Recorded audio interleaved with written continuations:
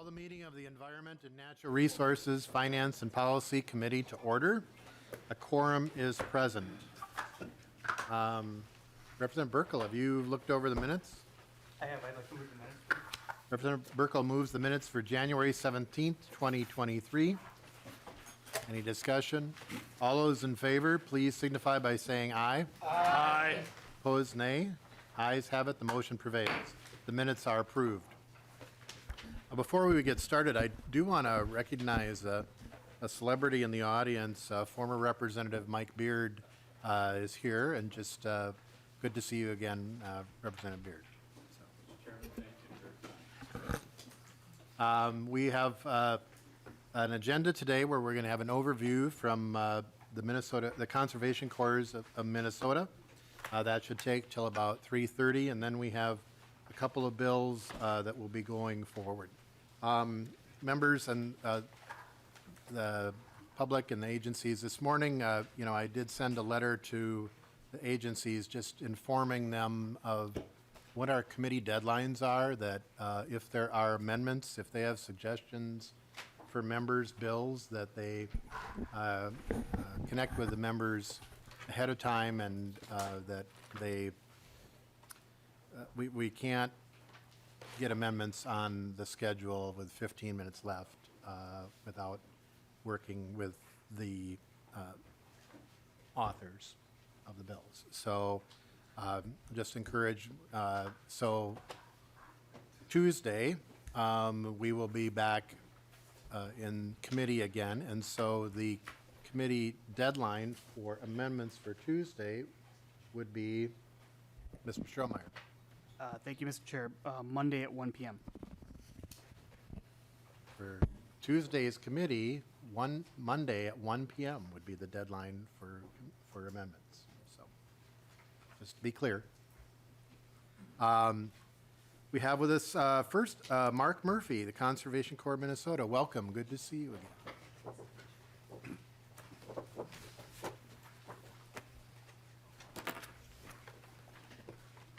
State your name for the record. Thank you, Chair Hansen. My name is Mark Murphy. I'm the Executive Director of the Conservation Corps of Minnesota and Iowa, and it is a pleasure to be here. It's great to be back in person. Thank you for inviting me today.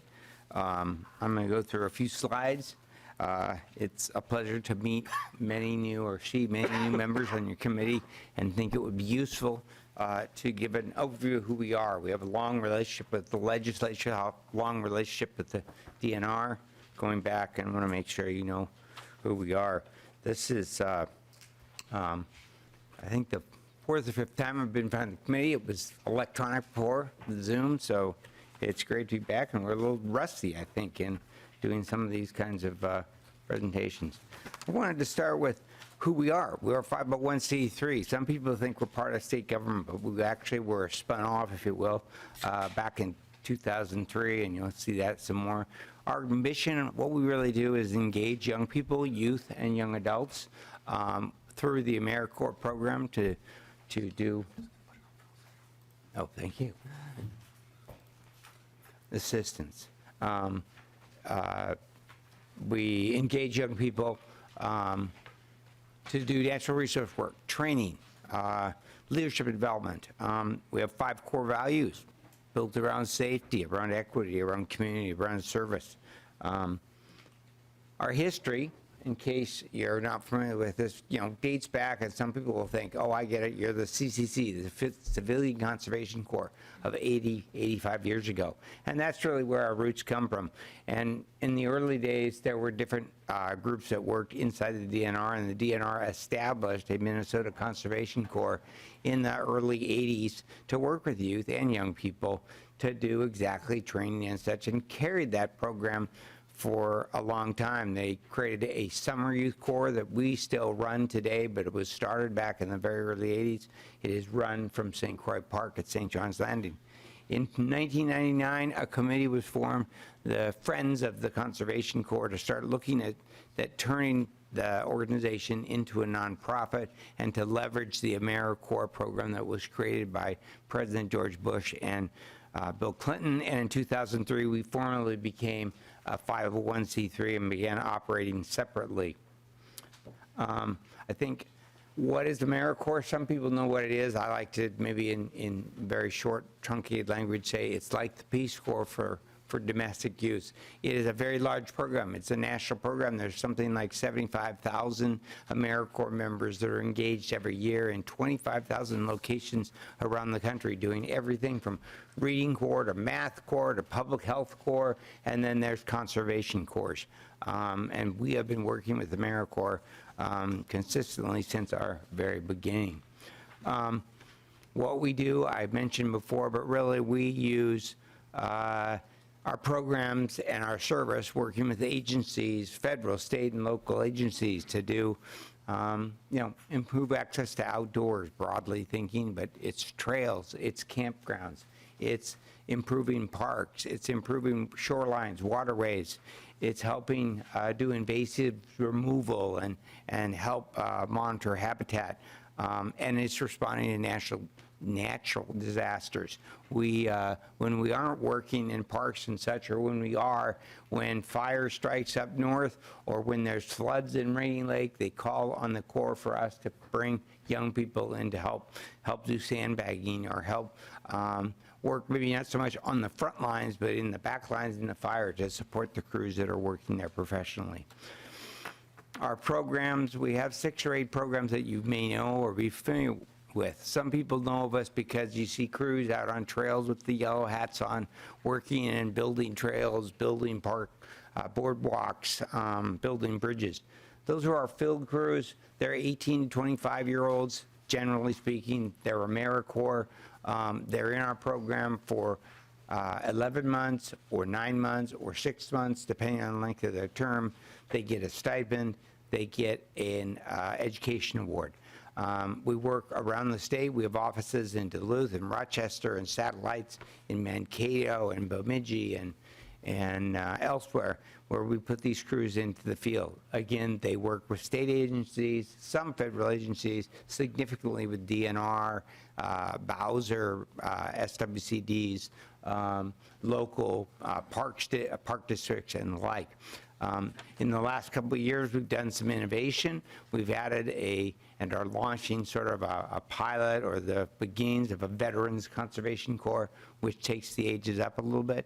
We also have been testing an Iowa Monarch, or a Monarch program that we're testing in Iowa while working with the Monarch Joint Ventures nonprofit here in Minnesota. And we have just recently launched with the Fond du Lac Tribe an indigenous crew that's funded with the National Fish and Wildlife Foundation. We have individual placements where we put individuals, not crews, into individual offices around the state, whether there's DNR or, again, National Park Service, or it might be a state agency or a park location. Those are more like internships. Again, they're placed for 11 months or 9 months or 6 months, depending on their current term. We have an innovative new program that we started that's in year 4, the IDEC program, which is aimed at increasing diversity in environmental careers. It is a partnership with MPCA, DNR, and Bowser to take a cohort of individuals each year, around 15, and to give them mentorships and internships to encourage them to join the natural resources as a career. We do work with youth. We work with Youth Outdoors program, which is a metro-based program in the spring and the fall that takes kids from community centers and gives them similar experiences in crews. It's obviously lighter than perhaps the field crew for the adults, but it's the same concept. We work with the ICANN program that many of you probably know of through DNR that introduces families and young people to recreational outdoor activities in the summer. And then we have the Summer Youth Crew, which I mentioned before, which has been around almost 40 years, that is based in the camp. We have several sources of revenue. I've mentioned some here. We come to the committee and are very thankful for the committee and the role that you play supporting a state appropriation that we get from you that comes through the DNR budget. We get monies that are dedicated to the DNR and dedicated to Bowser through Legacy and the Clean Water Fund to work with us through joint powers. So we get contracts from them, and our crews provide services to those projects and those agencies.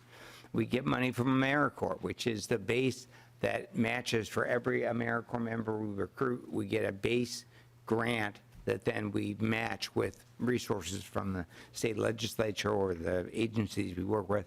We get a small amount of contributed capital and revenue in that we raise some money. We get some money from foundations and corporations, but it's a very small amount. It's 2 to 3% a year. It is, though, very important to us to do the innovation to support some of the hard costs that the state dollars will not support. I provided, these pie charts for financial summary. This is 21 because 22 is still being tied down, as you would say. You can see that I tend to say we get about 15% in federal grants, mostly AmeriCorps, 15%. Our state grants and appropriations is that 10 to 13% we get direct through the state appropriation, our contributions, and our partner support. We have an operating budget that's been floating around 8.5 to 9.5 million the last 3 or 4 years, and it's sort of stuck there in some ways. And mostly because a lot of our revenue is driven by how many people we recruit. And I'll be talking about it in a minute, but when you are dependent on the number of people you recruit, young people who are now in a market that has changed dramatically in the last few years, the fewer widgets you bring in the door, the fewer dollars you can generate with grant matching dollars from federal sources, and the work that you can do that's basically paid for by these contracts that we work with our agency partners. Talk about that some more. However, we still do a lot of work. We work with 400 to 500 young people every biennium or more. That number is down some from where we were in the mid-teens. We will still work with 200 or 300 youth. We have this new fellows program that has introduced a whole new cohort of young people to the natural resources. We plant thousands of trees. We work on thousands of miles of trails, and we work on thousands of acres, removing invasive species and the like. Bright spots and current spots. Bright spots are, you talk to any one of our core members and they're going to say, this was a great experience. I got exposure, I got experience, I met some contacts, and I'm getting a job at the end of this internship, or I now know what I want to do in career service. I was just in an opening orientation session for core members yesterday, asked them this question, I got that same answer. I was in an ending session last December where the crew that was matriculating out asked the question, got the same answer. It is a valued, hands-on experience that gives people real-life experience to try out the natural resources. And if you talk to anybody at DNR or Bowser and these agencies, they are hungry to bring new people into those jobs, and they really look to us to try to generate that kind of interest in that kind of workforce. I already mentioned the thousands of hours and miles that we provide in terms of improving and maintaining public natural resource assets. The disaster response is really important, and I would say that we are really unique among the corps around the country, of which there are 140, in that we have this unique relationship with the DNR and other state agencies that really, it's almost a parent or sister relationship. On the more sticky side, it's that we have residual and persistent problems from the pandemic, from the economy, from the changes in the workforce, the reducing populations of the workforce that we're trying to attract, growing mental health trends among young people that we work with that cause problems in our crews that we have to manage. A lot of sticky spots from all the noise of the last couple of years that we've been challenged with as a nonprofit, as private sector, as public sector.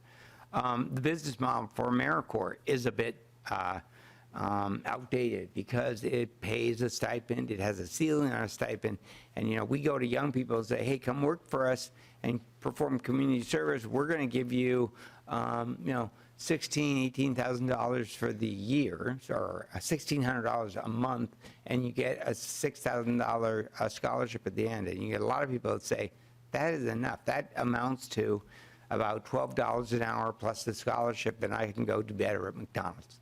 I can go do better at Walmart, and it makes it very difficult. And they put a ceiling on how much we can pay. Housing is a big deal, getting people to work for 11 months. Housing is a big deal, especially in rural areas, but also in the metro. So we're really pushing up against that. The rising costs. We saw significant rising costs in the last couple of years because in order to respond to the Great Resignation, in order to hire young people, in order to bring and keep our professionals on to work with young people, we have to raise wages. And we have to hire the vehicles or rent the vehicles. Everything is more expensive. Fuel, everything is more expensive. So we've really been backed up against those pressures.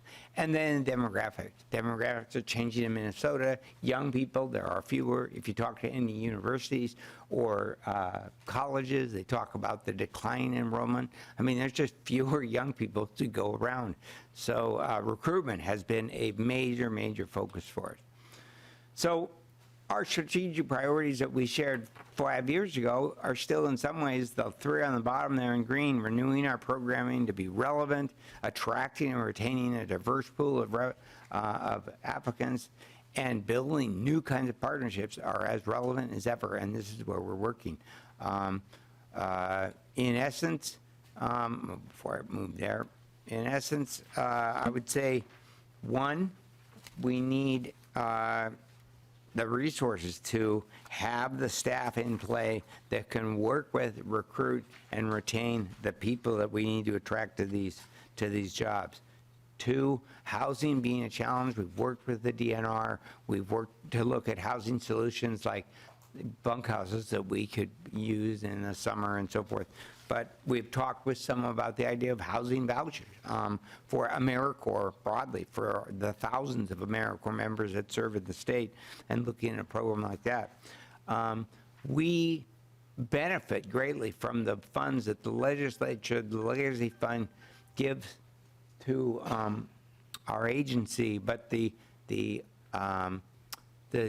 general appropriation that we provide is really very important operating support that we rely on, and is been spent 3 times over at the beginning of the year with all these increased costs. So we're here to continue to thank you for your support, open for looking at new ways you can support us, build the infrastructure that we need to attract this workforce to come work with our organization. And I would be remiss if I didn't go to this last slide and just highlight that the justice, equity, diversity, and inclusion, we call it JEDI, is really important to our young people today. It's really important to the partners that we work with. It's important to the new partnerships we have. And it is been a major focus of how we create our job positions, how we approach young people, how we enable and empower them to lead crews, and how we change the culture of the organization we have. And with that, I will go to questions. Representative Lee. Thank you, Mr. Chair, and thank you, Director Murphy, for your presentation.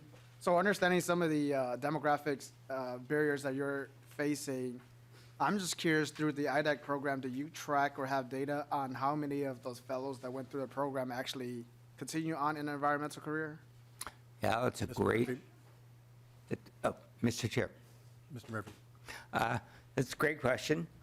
There's been 3 cohorts, and we added a 4th cohort with some additional money that we got last year. That,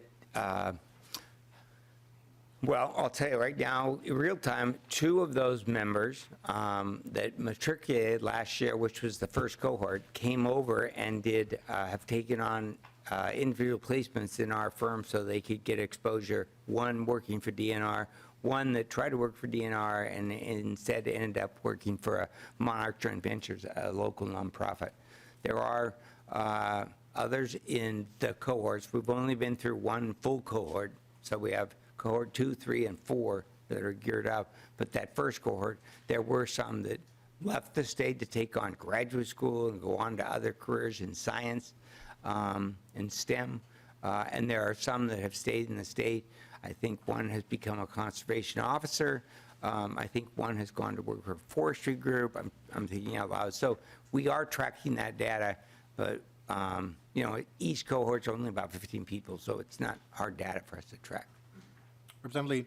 Thank you, Mr. Chair. And Director Murphy, is there any overlap among the AmeriCorps members that you have with the fellows in the IDAC program? It seems here you're saying that for IDAC, it's only students in college. And my understanding is that majority, or if not all, AmeriCorps members are postgraduate. Is that correct? No, not at all. There are, I'm sorry, Mr. Chair. Mr. Murphy. No. We have 18 and 25-year-olds. So we have AmeriCorps members that come in who maybe have just graduated from high school. Some of them come out of our youth program and say, I want to do this. We also have AmeriCorps members who come out of college and say, I don't know what to do, or I want to get a way to get hands-on experience so I can get a job in the resource sector. So it's across the board. I would say it's a broad mix. Those who are doing crew work probably tend to be that mix of either in college, just after high school. The ones that are individual placements tend to be ones that are further in their college careers. With IDEC, we're working with young people who are maybe 2 years in, or they're in a community college, they're getting exposure.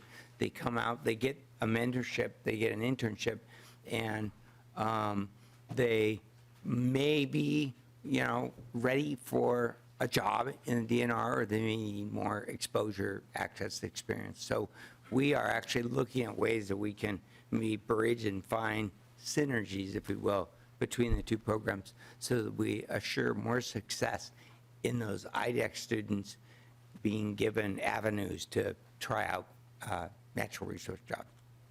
Representative Lee.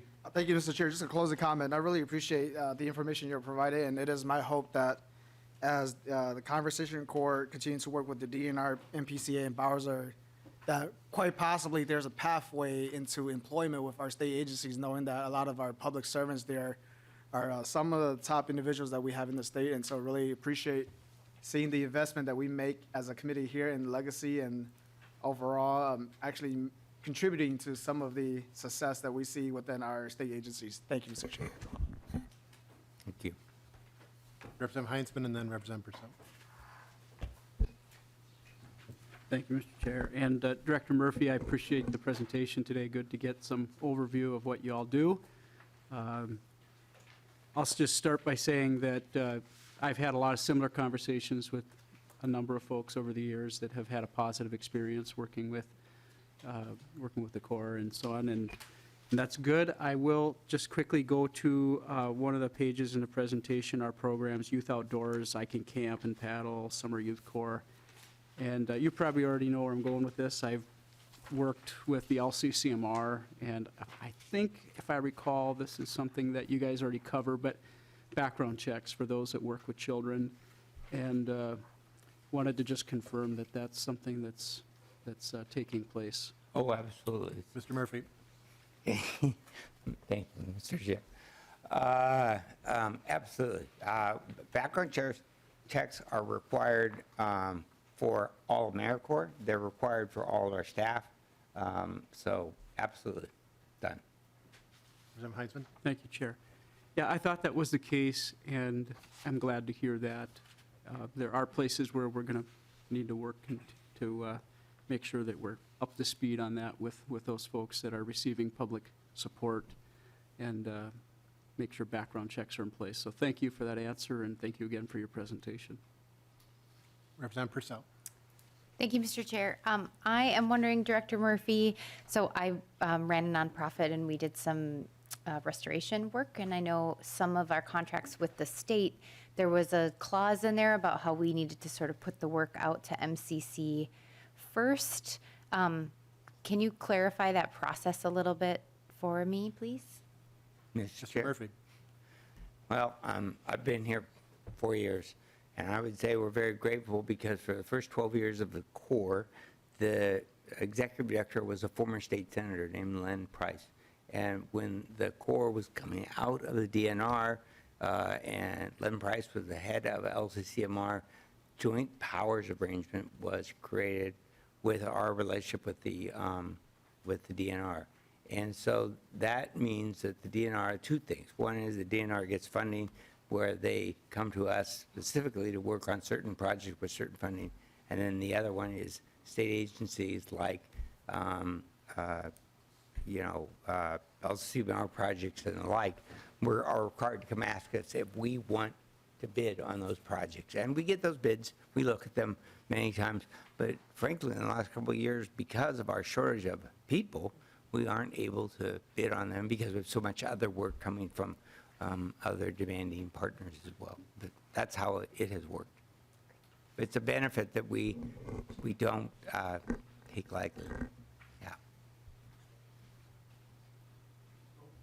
Members, any other questions?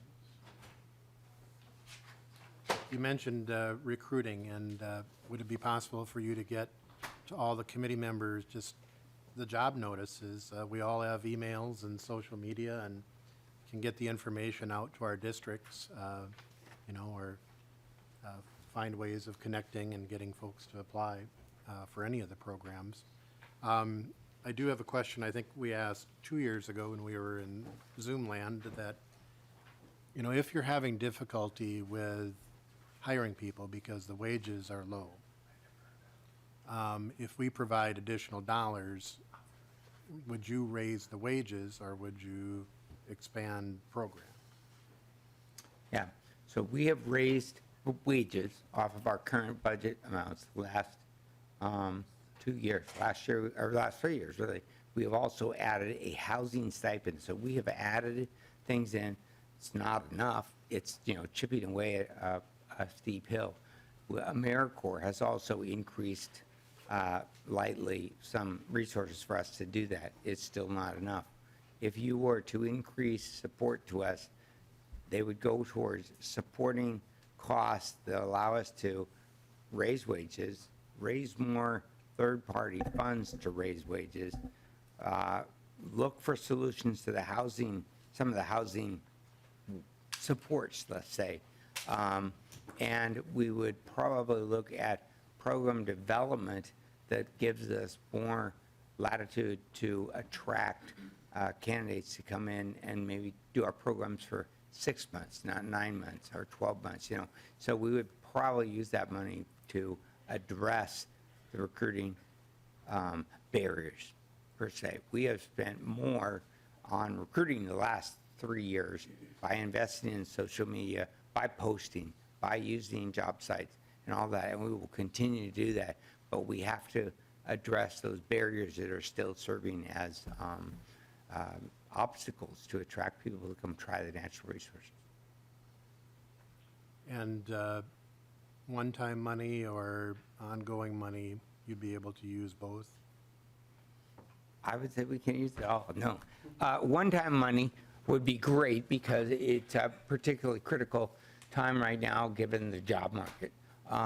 Long-time or sustainable money is obviously what nonprofits need to bear.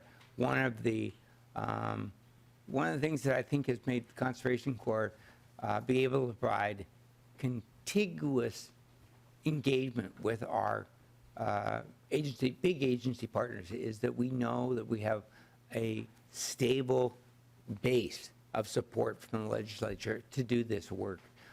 We're very seasonal in our work, and so knowing that these funds are coming from you really allow us the stability to keep our eye on the prize in terms of the cycle and seasons that we work. Thank you, Mr. Murphy. Thank Look you. forward to continuing to work with you. I appreciate the time and welcome any questions from you if you want to send them to me via contact or Peter. Thank you. Thank you. Next up, we have House File 234, Representative Vang.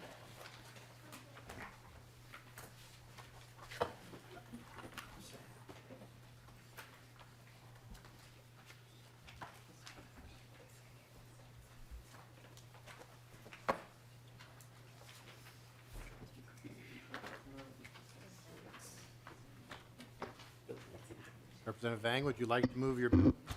Thank you, Mr. Chair. Yes, I will move that House File 234 be laid over. Thank you, Representative Vang. To your bill. Thank you again, Mr. Chair, and to members of the committee. I've come before the committee once again on an issue we've been talking about for 4 years. It is also one of my more popular bills, and that is saving Minnesota's native turtles. This bill essentially limits the taking and harvesting of turtles. As you will hear from my testifier, why this is an important issue for us to act now to ensure our turtle population is sustainable. Majority of turtles harvested in Minnesota are painted turtle, snapping turtle, and spiny softshell. Minnesota is pretty much an island that is still pretty lax on harvesting of turtles. A majority of the neighboring Midwest states have disallowed commercial harvesting of turtles due to turtle population concerns. What we have seen from the DNR's latest data is that harvests approximately doubled from 2020 to 2021 for all 3 species of turtle that were harvestable. Over 10,000 painted turtles were commercially harvested in 2021 alone. And despite the decline in licenses over the years, it doesn't mean there was a decline in harvesting. And thus, this bill will help tackle the most negative impact on our turtle population. Just a brief overview of the bill. Section 1 eliminates the turtle seller's license and modifies a turtle license to be a recreational license to take and transport and possess turtles for personal use. Section 2 requires a turtle license to take turtles in addition to a resident angling license. Section 3 provides exemptions from getting a turtle recreational license when buying a turtle at a retail turtle races and aquatic farm licenses with a turtle endorsement or private fish hatchery license with a turtle endorsement. Section 4 specifies that prohibited methods of taking turtles. Section 5 limits how many native turtles can be taken by an individual. Section 6 deals with the non-renewal or transfer of a turtle seller license. And then Section 7 repeals statutes relating to turtle seller and apprentices license and uses of traps and equipment, which will be obsolete if this bill were to be enacted. And with that, Mr. Chair, I will yield my time to my testifier. Thank you, Representative Vang. First testifier, John Moriarty. Welcome to the committee, and state your name for the record.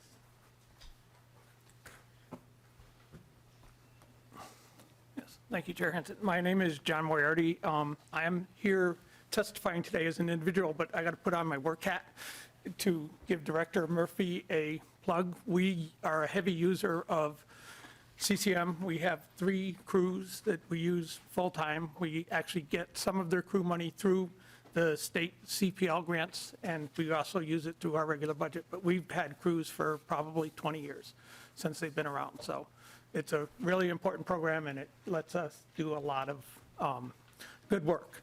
So take my work hat off and put my personal hat back on.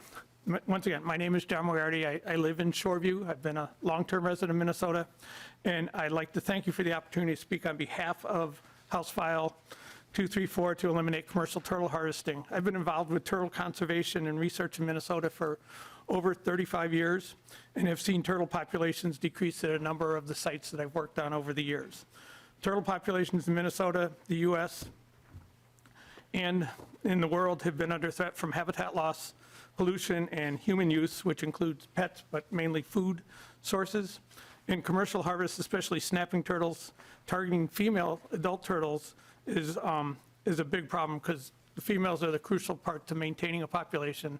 And when you take the large females, you lose the recruitment in the future. It's kind of like you let the big female walleyes go, and that way you have walleyes in the future. And there's a lot more information. There was a written testimony that was submitted, and you have some detailed information from Mr. Chris Smith that gives you some more numbers on that.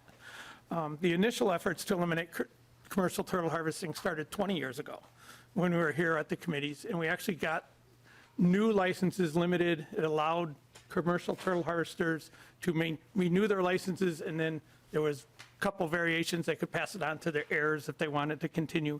So we kept it from growing as far as the number of trappers, but as Representative Vang said, the number of turtles per trapper has been increasing, and that's through outside buyers from outside of Minnesota. So eliminating this process has been in discussion for much more than 4 years. But I'm glad it has come back to the surface, and hopefully this year that it could be passed and commercial harvesting will come to an end. So thank you.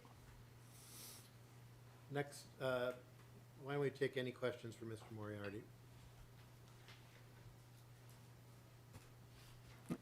Okay, next testifier, Heidi Wolf, Minnesota Department of Natural Resources.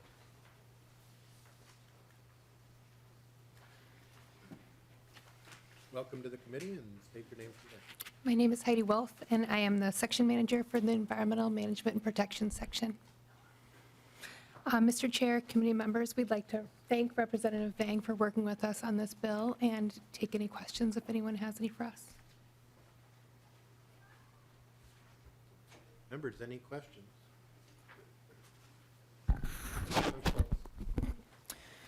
Thank you, Mr. Chair. Representative Vang, I just have a quick question for you. Have there been recent studies on Minnesota's turtle populations and trends over time? I believe, thank you, Mr. Chair, and thank you, Representative Schultz, for your question. I believe the DNR has been tracking, has the data and perhaps done studies on the harvesting of turtles. Ms. Wolf. Mr. Chair and committee members, my understanding is there is numbers on that. I don't have them handy. We can certainly get that to you, but we do support the bill, and as Mr. Moriarty said, we were interested in this for the past 20 years. Unfortunately, the measures taken aren't actually implementing decline in the numbers of turtles taken, and due to that issue of sexual maturity taking a long time, and they're having small broods, and those being really susceptible to nest predation, it's definitely an issue. Representative Schultz, I think there's some graphs here on this Minnesota Herpetological Society inside. Representative Schultz. Thank you, Mr. Chair. I will further review the information provided, and I appreciate your guidance in directing us to that information. Would certainly want to understand the current trends to make sure that we're enacting policy that is well representative of the the environment here in Minnesota. Thank you. Representative Vang, I'm looking at the history here in the states that are on the map. So it's just us in Iowa that are in the upper Midwest, and then it's all, I mean, the bulk of the country does not have commercial harvest. That's correct, Mr. Chair, and even in Iowa, they have much more restricted laws than Minnesota in terms of commercial harvesting. Representative Heinzman. Thank you, Chair. And we have been over this bill a number of times through the years, Representative Vang, and I'm going to sound like a repeating record at this point, but I would appreciate, for the committee's benefit and anyone watching at home, in Nisswa, for example, where we have the world-famous turtle races, how would this bill, if it would have an impact, potentially affect the turtle races in my town, in my district? Representative Vang. Thank you, Mr. Chair, and thank you, Representative Heitzman, for the question. So this bill will not affect, we do allow an exception for turtle racing in Minnesota, so this bill will not affect your community in terms of turtle races. Representative Heinzman. Thank you, Mr. Chair, and I think we've had that clarification before, but it's a brand-new year and a brand-new bill number, so the question is here again. Thank you. Any other questions? Is there any other testimony? Any other members of the audience would like to testify? Just a little bit on process. So Representative Vang moved to lay the bill over. We did receive some suggested amendments from the DNR. We are going to lay the bill over for Tuesday and then have it first on the agenda. So this is your opportunity for testimony or questions, because we will post those amendments and then take the amendments up in the bill. But our intent here is we have some time. If people have the questions, today would be the time for questions and testimony. And then we would take action right away on Tuesday with the bill. Any other questions? And there was testimony in the packet, correct?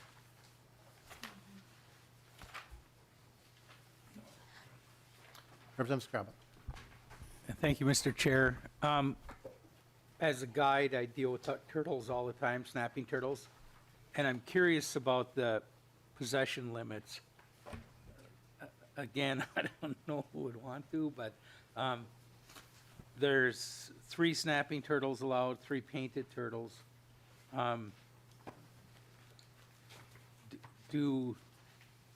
Is that to, I mean, if a little kid gets a turtle and brings it and tries to make it live and then releases it, they won't be violating any law like that? Or what is, that's what I'm more curious and concerned about, you know, because everybody's, where I'm from, everyone's always tries to save the turtle, you know, and so, Mr. Chair. thank Representative you. Vang.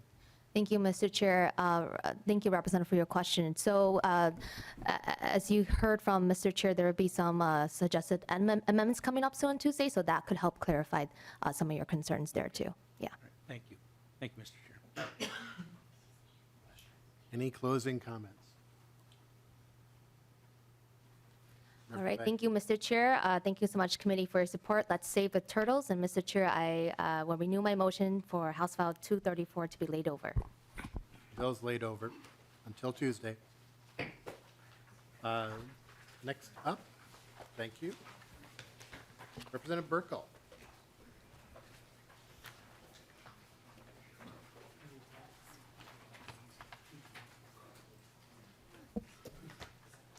House File 40, Representative Burkel, portable stands permanently allowed on wildlife management areas. I think we've heard this one before. It's been a while.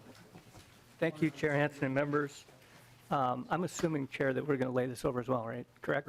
Will you move that House File 40 be laid over for possible inclusion in an omnibus bill? Okay.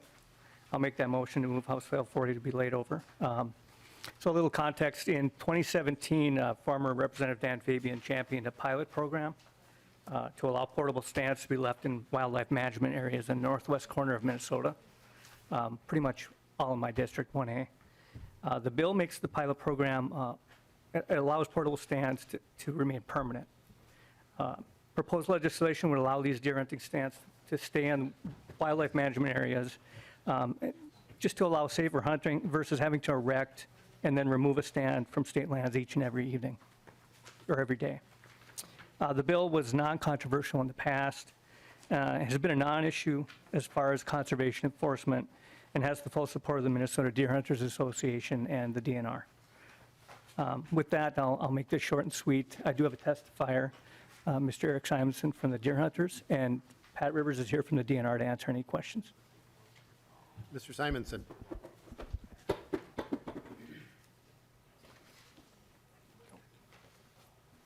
Welcome, and if you could state your name and who you're with for the record.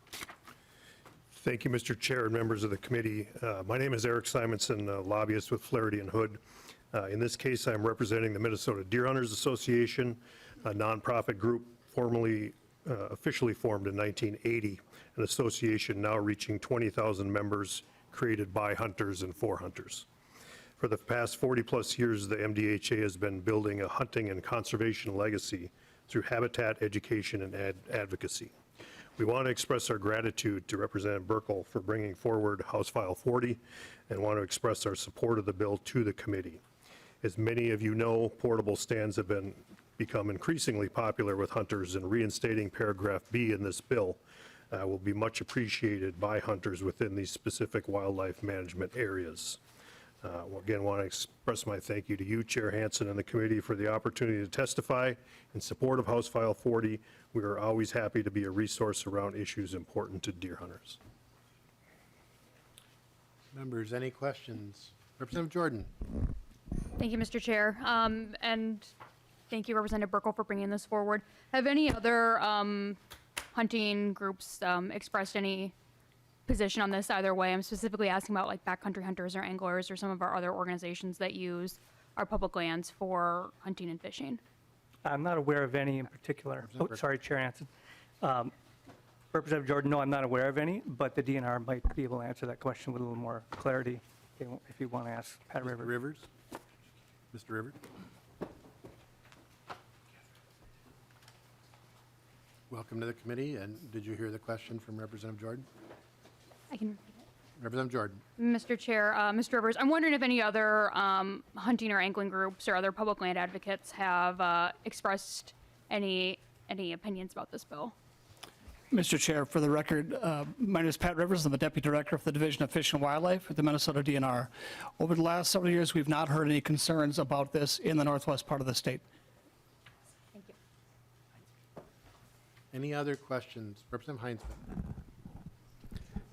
Thank you, Chair. And I think that someone might have made a terrible mistake before presenting this bill, Mr. Chair. I don't believe any treats were offered to the committee. Oh, well, Is that a rule? are you calling a roll call, Mr.? We've been free, I think.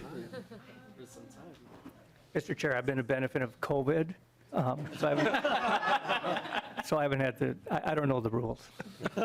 I will make it up to you next time. Would you like closing comments, Representative Burkel? Thank you, Mr. Chair.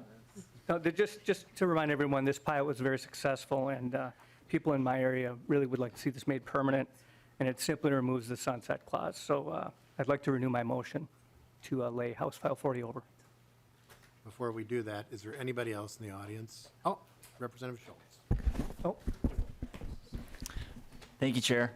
And Representative Burkel and to the DNR staff in the room, you know, I grew up on land directly surrounded on multiple fronts by state managed wildlife areas, and I still hunt on that same area today. And if you want to visit and see the buck that I took from that, you're welcome in SOB 201.